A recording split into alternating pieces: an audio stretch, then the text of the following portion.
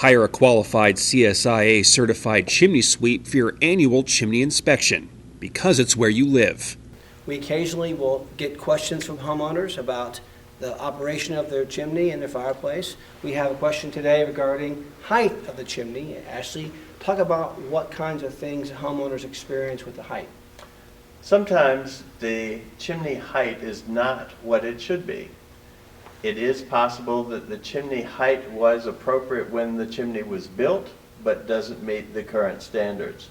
That's why we discourage people from using the code as justification for raising the chimney. Let's talk about the reasons that the chimney height has been raised. As the wind moves over the top of the chimney or the top of the roof, it can interfere with the exhaust if the top of the chimney is too close to the roof.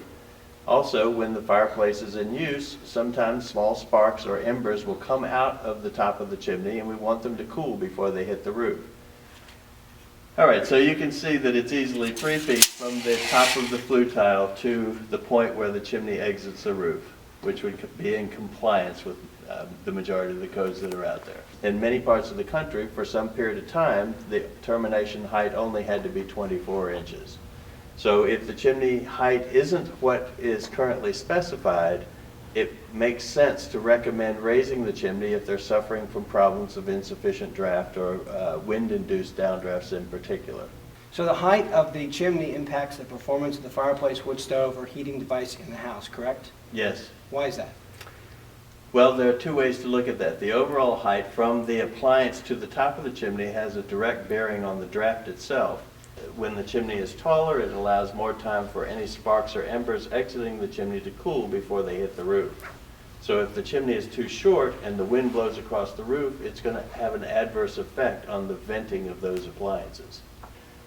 Okay, so most codes are designed to be either prescriptive or performance-based. Most of those codes are prescriptive because the builder wants to know what he has to do. When you're talking about the height of the chimney, a prescriptive code would say that it has to be 3 feet above the penetration in the roof. A performance-based code would say that it has to be tall enough to work properly. So since most of the builders are not going to have the skill to determine that, the prescriptive-based codes dominate the market. So when the builder has built the chimney 3 feet above the roof, he's good. Now, that doesn't always mean that the chimney is as tall as it needs to be.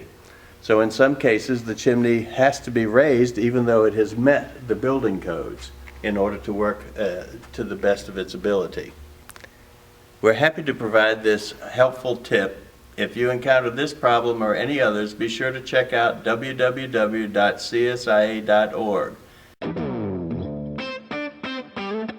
Hire a qualified CSIA Certified Chimney Sweep for your annual chimney inspection, because it's where you live.